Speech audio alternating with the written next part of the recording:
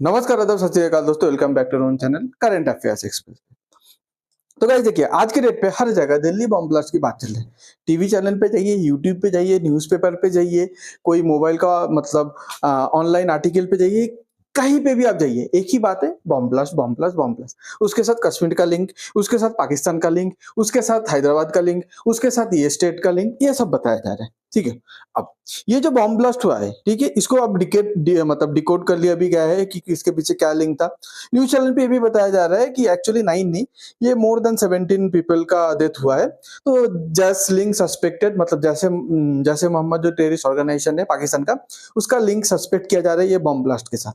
ठीक है, चलो, सब कुछ चल रहा है, हम लोग मानते भी है, जो बोल रहे हैं सही बोल रहे हैं, बट ओके, इसके बीच मोदी जी भी, हमारा प्राइम मिनिस्टर, होम मिनिस्टर, सब एक बात बोलते हैं, Modi says those behind Delhi blast that kill 8 अभी वो पुराना आर्टिकल था इसलिए 8 बोल रहा है, नॉट बी स्पेयर। तो मोदी जी भी अपना भाषण पे बताता है, अमित शाह जी भी बताता है, डिफेंस मिनिस्टर भी बताता है कि जो ये सब हरकत किया है, हम तो उसको छोड़ने वाले हैं नहीं और हम उन लोग को छोड़ेंगे भी नहीं।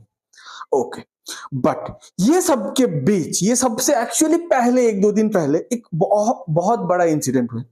बॉम्ब ब्लास्ट पे जितना मतलब इंडियंस मर सकता था, उससे भी अगर मतलब पूरा जो बॉम्ब ब्लास्ट का जो प्लान किया गया था, 3000 केजी जो आपका हथियार था, हथियार मतलब बॉम्ब ब्लास्ट का जो सामान था बॉम्ब बनाने का, अगर वो सक्सेसफुल होता तो कितना मरता? 1000, 2000 ऐसा मरता। मैं ऐसे आपको पूछ रहा हूं, बट उसके एक दिन पहले दिल्ली एयरपोर्ट पे एक सीन हुआ, एक हादसा हुआ, जिसपे लाइक कम से कम, मैं बता रहा हूं, अगर ये सक्सेसफुल हो जाता ना, कम से कम 5 to 6,000 या मोर देन दैट, मैं तो बहुत कम करके बोल रहा हूं, मर सकता था एक ही मिनट पे। ठीक है, आप बोलेंगे ओके, ये मुझे पता नहीं ये बात न्यूज चैनल पे आज की डेट पे क्यों ऐसा मतलब उठाया नहीं जा रहा है। तो क्या हुआ दिल्ली एयरपोर्ट पे? दिल्ली पे तो लार्ज स्केल पे हुआ, मुंबई पे भी थोड़ा बहुत हुआ, और उसके बाद कोलकाता एयरपोर्ट पे भी थोड़ा बहुत ऐसा दिखा गया है। ठीक है, और इसके वजह से बैंगलोर एयरपोर्ट भी, बैंगलोर और चेन्नई एयरपोर्ट हाई अलर्ट पे। तो क्या हुआ, जीपीएस स्पूफिंग हुआ। आपको बताऊंगा जीपीएस स्पूफिंग क्या होता है। जीपीएस आप सब लोगों को पता है कि एक नेविगेशन होता है जो हम रूट बताता है, एयरप्लेन से लेके, कार से लेके, सब कोई जीपीएस यूज करता है, जो अमेरिका का है, सबसे ट्रस्टेड सोर्स माना जाता है, global positioning system. GPS spoofing जब होता है, उसमें 800 प्लेन, दिल्ली में, सिर्फ दिल्ली में 800 प्लेन को खतरा आ गया था एक साथ, एक ही मिनट पे 800 प्लेन। आप सोचिए, एक प्लेन पे अगर 100 पैसेंजर रहे तो 800 प्लेन पे, मैं तो 100 कम करके बता रहा हूँ, इंटरनेशनल फ्लाइट पे मोर देन 100 रहते, 100 मतलब फेंक के बता रहा हूँ। ठीक है, सब कुछ छोड़ के मिनिमम 8000 पैसेंजर का जान खतरे में था। ठीक है, अब देखिए, तो ये आपको पता है कि आफ्टर दिल्ली एंड मुंबई, दिल्ली मुंबई पे दिखा गया है। उसके बाद Kolkata also receive NOTAM alerting ATC मतलब एयर ट्रैफिक कंट्रोलर, मतलब आ, या जो एयर पैसेज होता है उसका ट्रैफिक को जो कंट्रोल करते हैं उसको एटीसी बोलता है, ऑन जीपीएस इंटरफेरेंस। तो जीपीएस स्पूफिंग की बात करें, कोलकाता एयरपोर्ट को भी अलर्ट कर दिया गया, बाद में बेंगलुरु और आपका चेन्नई एयरपोर्ट को भी अलर्ट कर दिया गया है, बड़े बड़े सिटी का, इंडिया का हैदराबाद भी बोला जा रहा है। ठीक है, ओके। अब आप अगर देखेंगे कि हम लोग के पूरे वर्ल्ड के अराउंड सैटेलाइट ऐसे घूमते रहते हैं, इसमें जो जीपीएस सैटेलाइट है, there are 30 to 40 GPS satellite है इसमें से। ये हमारा प्लेन को गाइड करता है। ठीक है, हम लोग जब रास्ते में जाते हैं, हम जीपीएस मैप यूज करते हैं ना, उसको गाइड करते हैं। तो ये कैसे गाइड करते हैं हम लोग देख लेते हैं। जैसे देखिए, ये जो एटीसी है, एयर ट्रैफिक कंट्रोलर है, इधर से सिग्नल कहाँ जाएगा, एक मिनट रुकिए, हाँ, इधर से सिग्नल जाएगा डायरेक्ट सैटेलाइट को, और सैटेलाइट से सिग्नल जाता है एयरप्लेन को। मतलब एटीसी अगर कुछ बोलना चाहता है एयरप्लेन को, देखिए एयरप्लेन बताएगा कि मैं कौन सी पोजीशन पे हूँ, कितना हाइट पे हूँ, कितना एल्टीट्यूड पे हूँ। तो एयरप्लेन ये चीज किसको बताएगा? सैटेलाइट को। सैटेलाइट वो इन्फॉर्मेशन एटीसी को देगा, एटीसी देख के बोलेगा तुम वही हाइट पे रहो और ये स्पीड मेंटेन करो, क्योंकि तुम्हारे नीचे तुम्हारे ऊपर और दूसरा प्लेन है। तो यही बात फिर एटीसी कहाँ बताएगा? सैटेलाइट को, और सैटेलाइट, ठीक है, ऐसे प्लेन को बताएगा। फिर प्लेन मान लो लैंडिंग कर रहा है, तो बोलेगा कौन सा रनवे क्लियर है। फिर प्लेन ये बात सैटेलाइट को पहुंचेगा, सैटेलाइट एटीसी को पहुंचेगा, एटीसी बोलेगा हाँ बेंगलुरु पे या दिल्ली पे, चेन्नई पे रनवे नंबर 3 क्लियर है, यही बात इधर जाएगा।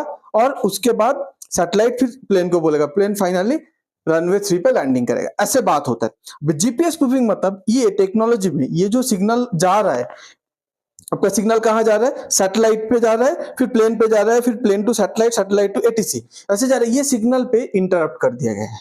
ठीक है, तो इसको बोलते हैं जीपीएस स्पूफिंग।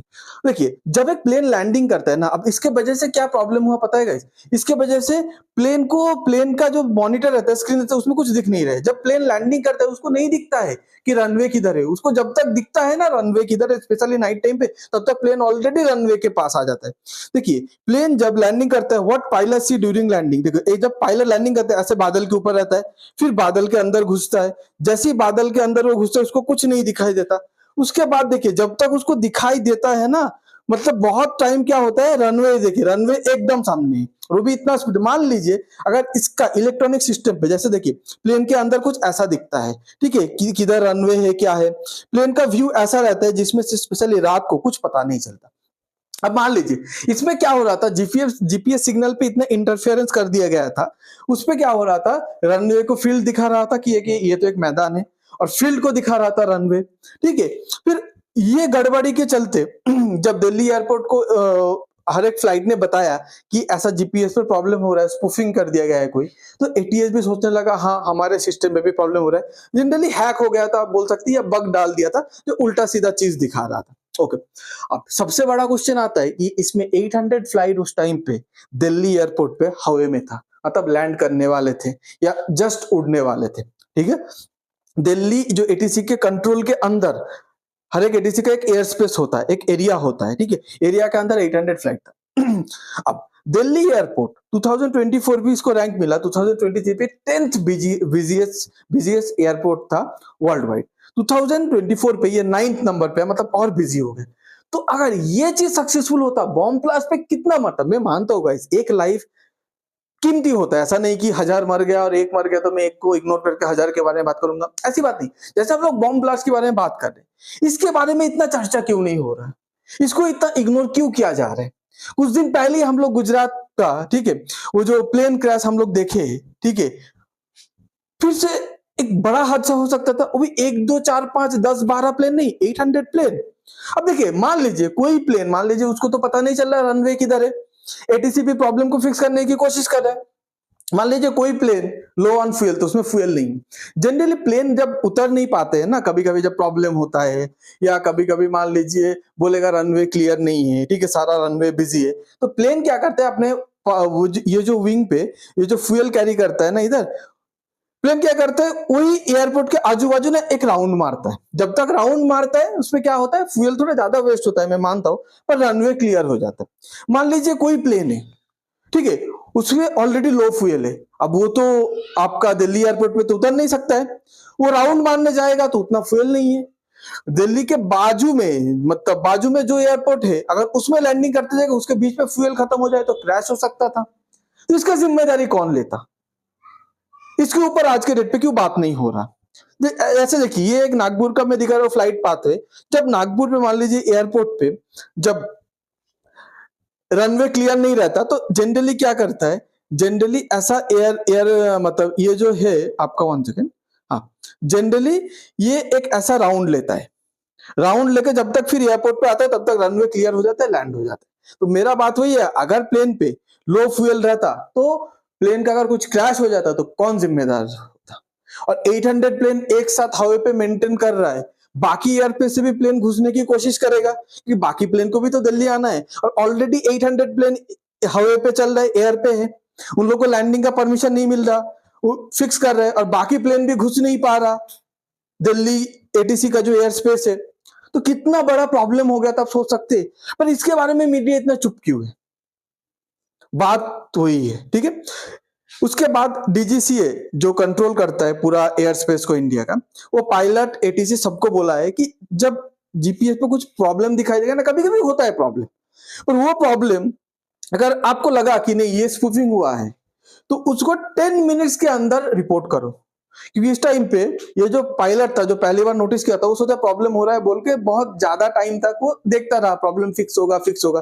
फाइनली जब फिक्स नहीं हुआ तब जाके एटीसी को इन्फॉर्म किया। ये बोला है कि प्रॉब्लम होने के 10 मिनट्स के अंदर ही इन्फॉर्म करो ताकि हम लोग इसका मतलब अच्छे से मतलब इसके बारे में स्टेप ले पाए। Ajit Doval office to probe possible GPS spoofing. अब ये जो जीपीएस स्पूफिंग था, ये अजीत डोभाल मतलब एनएसए वाला मुद्दे पे नेशनल सिक्योरिटी का इशू हो गया। तो एनएसए नेशनल सिक्योरिटी एडवाइजर बोला है कि हम लोग जीपीएस स्पूफिंग के बारे में जो दिल्ली एयरपोर्ट पे हुआ है मैं इन्वेस्टिगेट करूंगा। ये एक अच्छी बात है। नॉर्मल पुलिस के हाथ पे देता तो वो क्या पता उसका कभी रिजल्ट आता भी नहीं आता या लेट हो जाता, तो डायरेक्ट एनएसए को दे दिया। ठीक है, आपको अगर ये वीडियो अच्छा लगता है तो प्लीज लाइक शेयर आंसर के आप कमेंट पे बताइए कि आपको क्या लगता है इसके बारे में, हम लोग को इतना जानकारी क्यों नहीं मिल रहा है जीपीएस स्पूफिंग के बारे में, जैसे जितना जानकारी बम ब्लास्ट के बारे में मिले। प्लीज कमेंट पे बताइएगा। Thanks for being here, your time really matters. God bless you.